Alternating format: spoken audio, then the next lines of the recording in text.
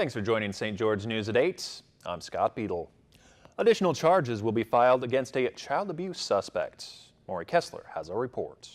So Brandy Janes, the woman who was charged in the Tokerville child abuse case earlier this year, appeared in court with her lawyer Edward Flint earlier today. Janes was originally charged with one felony case of child abuse.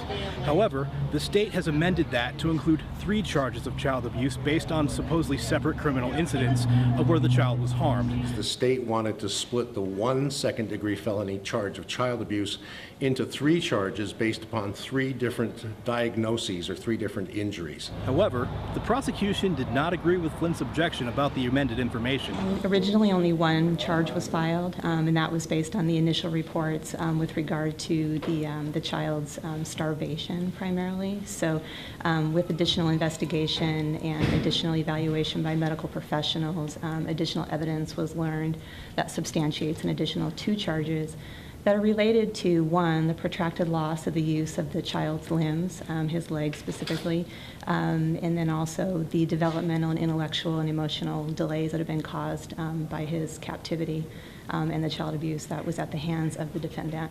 And ultimately, the court ruled in favor of the state on there being 3 separate charges in the case. And a preliminary hearing has been set for mid-July. Reporting from St. George, I'm Maury Kessler with St. George News. Back to you. An alleged St. George drug dealer was arrested after police spotted a gun between his legs during a traffic stop.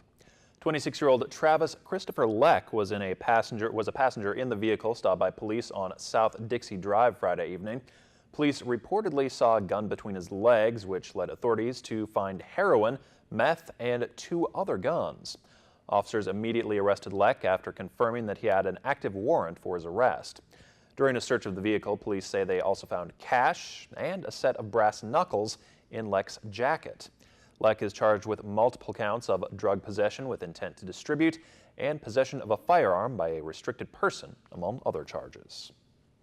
A Littlefield, Arizona family is without their home after a fire destroyed their double-wide mobile home on Monday evening. It happened around 5 p.m. Arizona time. When firefighters arrived, that mobile home was fully engulfed. The family was outside, safe, without injury. Authorities say the homeowner did not have insurance and contacted the Red Cross for assistance. The home is considered a total loss. It took fire crews about 3 hours to put out the flames. St. George police are asking for the public's help in locating a missing 15-year-old boy. Zane Michael Brown ran away from his home Monday evening and was last seen in the area of Valley View Drive in St. George, according to a statement issued by the St. George Police Department. He was last seen wearing a dark-colored tank top, basketball shorts, and black or blue Nike shoes. He's about 6 feet tall with brown hair and blue eyes. If you know where he might be, please call police at 435-627-4300. President Trump is on to the next stop of his 9-day trip overseas. After spending 28 hours in Israel, President Trump is now in Rome. But the president can't escape questions about links between his campaign and the Russians. Here's Stephanie Ramos with the latest. President Trump is now in Italy's sprawling metropolitan city, Rome. He's set to meet with Pope Francis, who he's openly disagreed with, making their meeting Wednesday unpredictable. But while in the Middle East, President Trump received a red carpet welcome from leaders in Saudi Arabia, Israel, and Palestine. The president stressing he hopes for a peace deal between the Israelis and Palestinians. But as he basks in praise over his meetings abroad, the president's potential legal trouble here in Washington might be getting worse. Russia is a ruse. I have nothing to do with Russia. For the first time in front of lawmakers on Capitol Hill, the former head of the CIA, John Brennan, says he knew the Trump campaign and Russian state actors were communicating. I encountered and am aware of information and intelligence that revealed contacts and interactions between Russian officials and U.S. persons involved in the Trump campaign. Brennan would not go as far as to say there was collusion. I don't know. In another hearing, President Trump's director of national intelligence declined to respond to new accusations first reported in the Washington Post on Trump's alleged efforts to have him undercut fired FBI Director James Comey's probe into Russian interference in the 2016 election. It's not appropriate for me to comment publicly on any of that. Chief Meteorologist Chris Summers has your Southern Utah forecast right after this.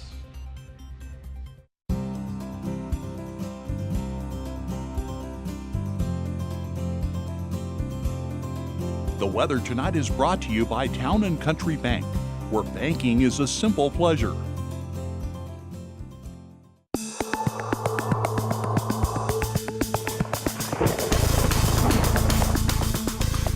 And welcome back, everyone. A good Tuesday evening to you. A warm one out there today as our high temperatures made it back into the low 90s here in much of southern Utah. Saw a high temperature at 93 degrees in St. George, 91 degrees in Hurricane, 81 degrees up in Cedar City, 74 degrees in Enterprise, and seeing some real hot weather just to our south and west, 99.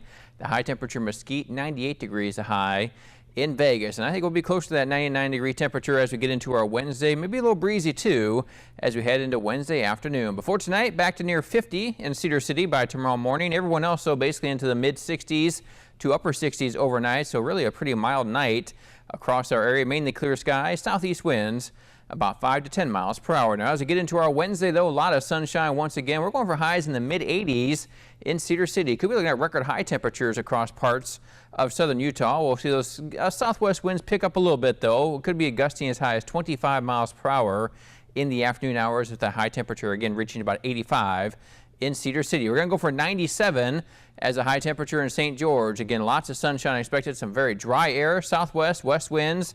Again, could be gusting as high as 20 to 25 miles per hour by the afternoon, but definitely a hot one out there for our Wednesday. So sunshine, very warm weather. Again, a little breezy in the afternoon. Those winds pick up a little bit across parts of southern Utah. Keep it warm and breezy on Thursday, too. Lots of sunshine in the forecast. And even as we get to the Friday and into the weekend, really not much change. We'll take temperatures back a few degrees, though. Not expecting the upper 90s as we head into the Memorial Holiday weekend, but still pleasant weather and sunny weather continuing, too, as we get into Friday, Saturday, even Sunday and Monday as well. Here's a surface map. High pressure controlling our weather for our Wednesday. Again, just very hot weather making its way into our area. Do see some cooler weather just to our north and west and parts of northern California.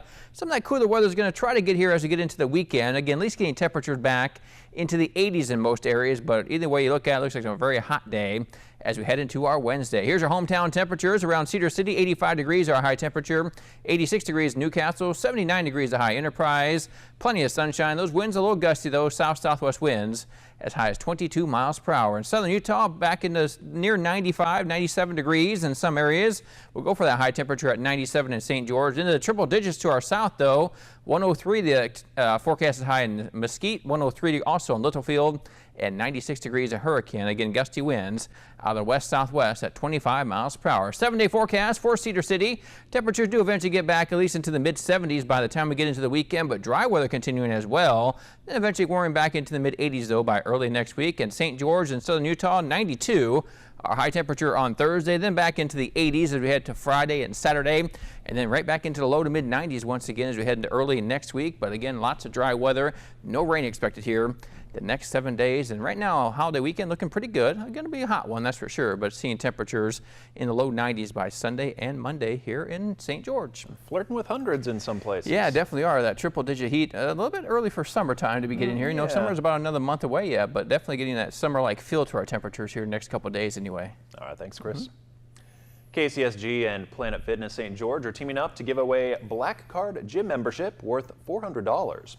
To register to win, head to the KCSG website or KCSG Facebook page, and each night on the St. George News at 8, we'll give you a keyword that's good for an extra 30 entries.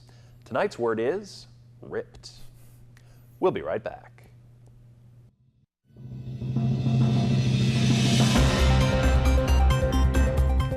The popular Doc Utah at the Electric Theater monthly screening series continues through August with 4 more films. The monthly series leads up to the Doc Utah International Documentary Film Festival coming up in September.